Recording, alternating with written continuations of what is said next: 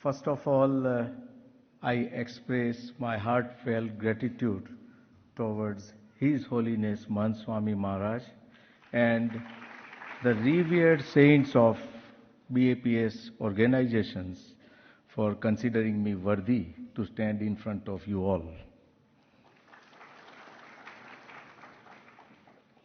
Vivek, first of all, I am going to disappoint you because I am not going to talk about the health. Well-being, yes. So peace, what is peace? Peace is a continuous state of joy, and it exists only in a conflict-free mind. I hope you guys agree.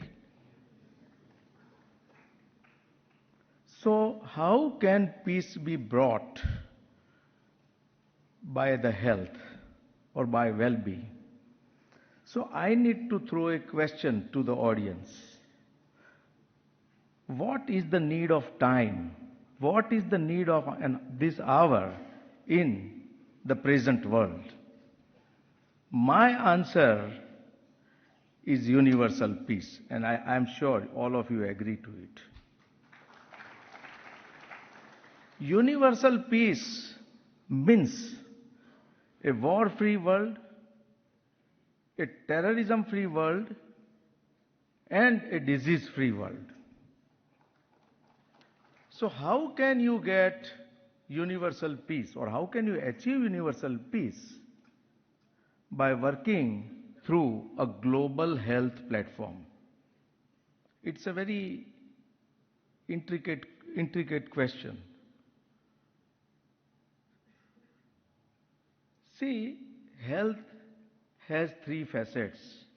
One is social health, and most of the social organizations and many religious organizations as well as most of the educational organizations or institutions have already done a lot of work and still continuing doing a lot of work. So the good work is being done in that direction. Second is physical health. It has already been incorporated from primary schooling in most of the countries, practically every country in the world.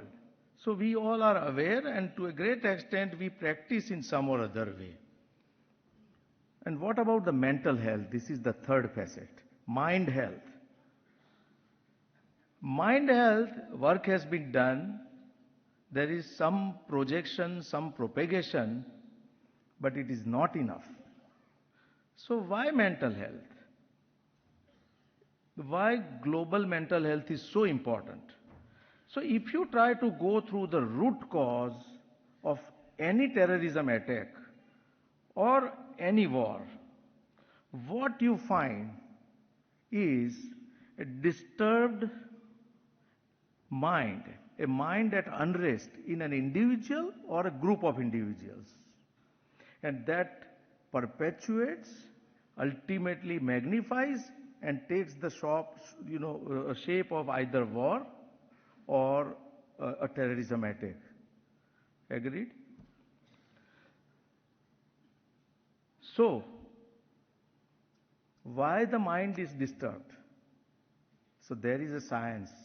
I am simply going to give a little bit of bird view. I can't go into the detail, but your brain is a factory which produces four important chemicals: dopamine, oxytocin, serotonin, and endorphin.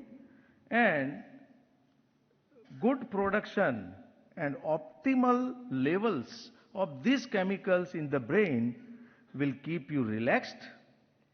They will give you a sense of sort of fulfillment, sense of being loved and cared. And if these things happen, a person is by and large at the peace of one's mind. So, how to achieve that?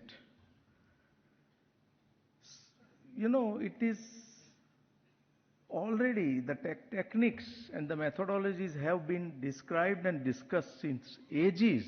Practically all the religions have different practices, and many other experts have also developed. But if You ask me, I consider two of them the most important. One is concentration practice and the other is meditation practices. These are the practices, they affect and they positively keep all those four chemicals, properly production of these four chemicals and their levels to the optimal level. So I think practically many of you know about it, but I am sure very few of you practice it. That is the problem. So it means that there is a time, or it's a genuine need of time to generate a drive, a drive for these practices. So how does the drive start? It starts from an individual. It means it starts from me, it starts from you, and it starts from everybody sitting over here. We have to learn it properly. There are methodologies, there are teachers for it, and then you have to spend time and spare time. Initially, you may feel a bit, sort of monotone, but once you learn it, you get hooked to it, and then that drive is slowly percolated in the family, and many families practicing the same will gradually take it to the society and then to the country at large. And many such countries, they have this sort of drive will lead to a global movement. And then as a result, you can create a strong global mental health platform, which can lead us to the universal peace. So many of you must be having in your mind that, yeah, he has told correct thing, but it is easier said than done. Actually, I don't agree to it. We have an example before few years.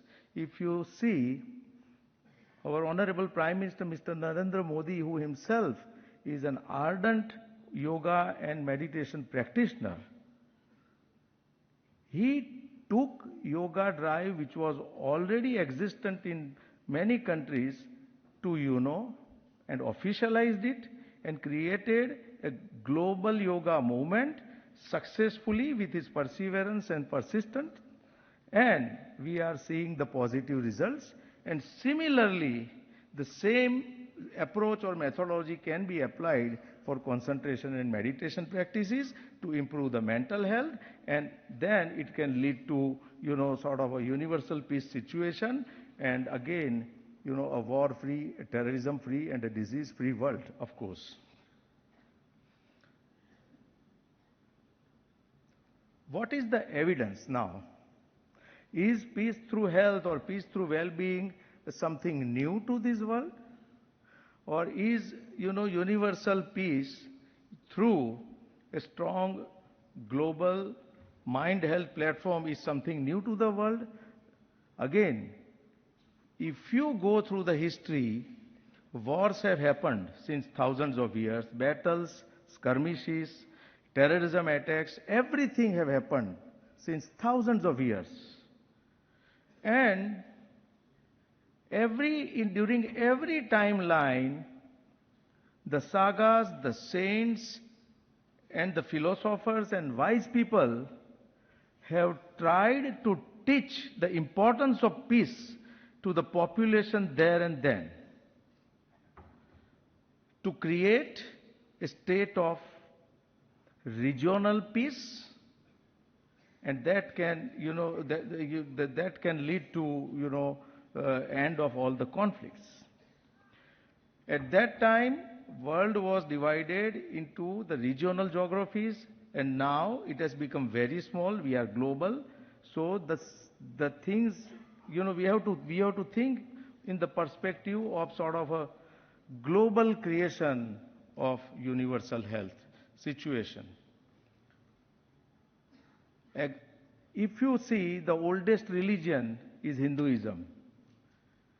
And in Hinduism, again, it is the oldest scripture. we consider is Veda. And in Atharva Veda, it has been mentioned that Deva Nam Pur Ayodhya. It means that your body is a city of gods, maintain it. Lord Buddha used to teach his disciples that love your body because you can't live without it. Christianity, Bible, 1 Corinthians 6th chapter, God conveyed a message to all his disciples through Saint Paul. Your body is a holy church where you worship me. If you destroy it, you will be destroyed. In Islam, if you see, the next holy scripture after Holy Quran in Islam is Hadith. Hadith is the compilation of teachings of His Holiness Prophet Muhammad. There is a mention in it that next best blessings after the faith in Islam is your own health. And there is also a mention in it that His Holiness himself used to practice archery, camel riding, horse riding, and he used to observe the fast to keep him well. As late as 17th century, Lord Swaminarayana all his life, worked for, establishing peace through health. At that point of time, looking at the social fabric, it was very vital to improve the social health, and he worked all his life to improve the social health through his spiritual teachings. And that legacy and tradition percolated through gurus, and we all know the unprecedented seminal work done by His Holiness Pramukh Swami Maharaj to create more than 1100 such immortal monuments of peace, camaraderie and harmony. The latest evidence is the place where all of us have assembled. It is not simply a holy temple campus. It is an immortal monument of universal peace and brotherhood. And it is going to direct the future, and this has been created under the leadership of His Holiness Mahant Swami Maharaj with the revered saints of BAPS organization, and that is a big achievement humankind has. So, we need to work on very aggressively. It's a need of time. We have to work very aggressively on improving and strengthening the global mental health platform, global mind health platform, because, without that, we cannot achieve the target of universal peace. Let us all take a pledge today, me first for the mind health, to contribute to a peaceful universe. Thank you very much for your kind attention.